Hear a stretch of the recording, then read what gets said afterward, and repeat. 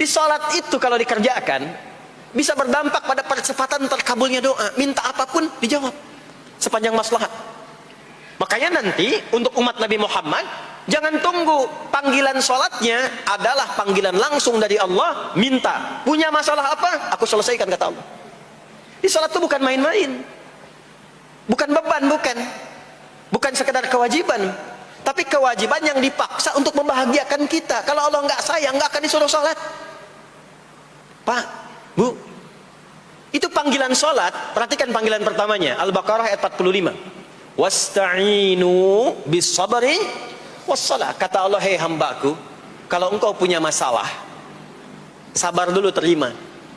Karena aku titipkan masalah itu kepadamu untuk meningkatkan kualitas hidupmu, bukan ingin membebanimu.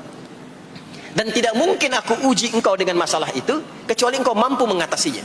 La yukallifullahu nafsan illa usaha. Nah sekarang bawa itu lewat sholat, minta solusi kepada Allah. Terima dulu dengan sabar. Setelah itu belajar untuk meningkatkan kualitas hidup, dan bawa lewat sholat, minta solusi. Ternyata saat kita menunaikan sholat, itu diperintahkan oleh Allah, minta punya masalah apa. Makanya kita katakan, begitu Allah perintahkan, wasta'inu bis sabri wassalah. Hei, kalau punya masalah, terima dengan sabar, minta tolong, minta solusi kepada Allah lewat sholat. Maka ketika kita minta, kita robah kalimatnya dari wasta'inu, kata perintah, menjadi bentuk permohonan, fi'il mudhari. Iyyaka na'budu wa iyyaka nas. Itu ketika Anda mengucapkan iyyaka na'budu wa iyyaka nasta'in, fikihnya begini, ucapkan di lisan, hadirkan dalam hati dan pikiran kita masalah apa yang sedang kita rasakan. Minta kepada Allah solusinya. Minta. Ini bukan sekedar diucapkan. Karena hadis qudsinya berbunyi begini, hadis qudsinya. An Abi Hurairah radhiyallahu taala anhu qala, qala Rasulullah sallallahu alaihi wasallam, qala Allah azza wa jalla, Allah berfirman. Saya langsung saja ke bagian kalimat iyyaka na'budunya. Idza qala al-'abdu, kalau seorang hamba berkata dalam salatnya, iyyaka na'budu wa iyyaka nasta'in. Ya Allah, sekarang hamba salat kepadamu, ibadah hanya kepadamu, seperti yang kau perintahkan. Maka hamba memohon kepadamu, ya Allah, seperti yang kau janjikan. Wa iyyaka nasta'in. Lalu hadirkan dalam benak kita, ya Allah, engkau maha tahu sebelum hamba ungkapkan. Hamba punya persoalan ini. Mohon kepadamu, ya Allah, hilangkan semua masalah itu. Berikan hamba solusi yang terbaik. Berikan hamba keberkahan darimu. Itu sekilas hadir dalam jiwa kita. Maka apa yang terjadi? Qala Allah azza wa jalla, dijawab kalimatnya itu, hadza baini wa baina 'abdi wa li 'abdi ma sa'al. Ini perjanjian antara aku dengan hambaku. Kalau hambaku benar sholatnya sampai kalimat ini, apapun yang dia mintakan sekarang, aku akan kabulkan. Kalau sudah merasa punya Allah, hidup ringan demi Allah, ya akhi. Ringan sekali. Karena merasa punya Allah. Kita nggak sedih saat ada persoalan, karena punya Allah yang pasti memberikan ketentraman. Kita nggak akan sedih saat belum diterima pekerjaan, karena kita merasa punya Allah yang sudah mengatur yang terbaik untuk kita. Itulah takwa. Ya, wattaqullaha la'allakum tuflihun. Tingkatkan takwamu kepada Allah supaya engkau lebih bahagia. Wattaqullaha wa yu'allimukumullah. Tingkatkan takwamu kepada Allah supaya terus bertambah pengetahuanmu. Kuncinya itu. Dan kematian kita cuma sekali. Tidak akan mati lagi.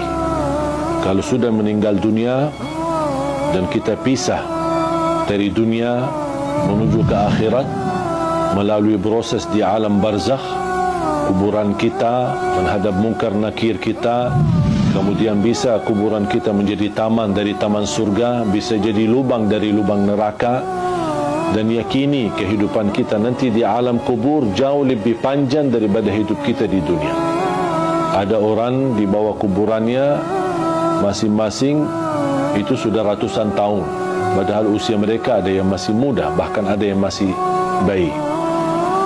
Habis kita dibangkitkan oleh Allah Subhanahu wa taala, sekian tahun kita di alam kubur, dibangkitkan oleh Allah Subhanahu wa taala, terjadilah hari kiamat dan kita akan menghadap Allah untuk dihisab. Habis proses hisab, fariqun fil jannah wa fariqun fis sa'ir. Satu golongan masuk ke surga dan satu golongan masuk neraka. Dan disitulah makna kehidupan yang abadi. Bisa abadi di neraka, bisa abadi di dalam surga.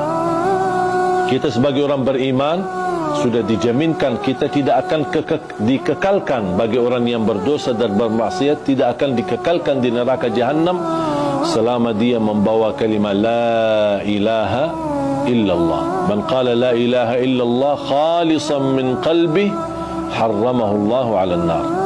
Di riwayat adkhalahu Allahul jannah. Diharamkan, dikekalkan di neraka Jahannam bagi orang-orang yang membawa kalimat la ilaha illallah. Artinya kalau kita orang-orang yang suka mengucapkan kalimat itu tapi tidak mengamalkan isinya, tidak mematuhi aturannya, bisa jadi gara-gara dosa maksiat, kelalaian kita bisa menantarkan kita ke neraka. Tetapi salah satu jaminan tidak akan kekal di neraka Jahannam adalah la ilaha illallah. Dan mohon maaf, siapa yang mau sebelum ke surga mampir ke neraka dulu? Kira-kira siapa yang berkenan? Kalau memang kita tidak mau mampir ke neraka dulu, jangan anda mengucapkan kalimat la ilaha illallah saja, tapi anda menjadi hamba yang batuhi dan taati. Jadikan hidup di dunia ini adalah surga kita di dunia dengan kalimat la ilaha illallah.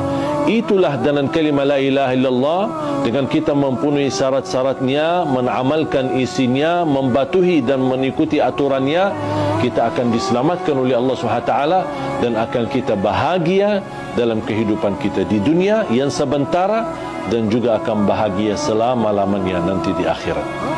Jangan sampai dunia ini yang hidupnya sementara melalaikan daripada kehidupan yang abadi. Banyak orang masih memilih kehidupan enak, tapi nanti di akhirat sengsara.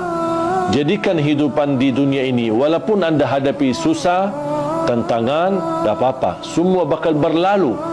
Dan segala sesuatu di dunia ini, biarpun yang paling enak kita dapat. Anggaplah kita kaya, orang yang paling kaya raya, tapi ujungnya mati. Buat apa kekayaan itu? Buat apa kemewahan itu? Buat apa keindahan itu? Kalau saya akan nanti tinggalkan, akan menuju kepada kehidupan yang abadi. Makanya harus kita fikir cerdas untuk memperjuangkan kehidupan yang abadi, yang insya-Allah akan kita menjadi orang yang kekal di dalam surga Allah Subhanahu wa taala, insya-Allah tanpa mampir ke neraka. Amin.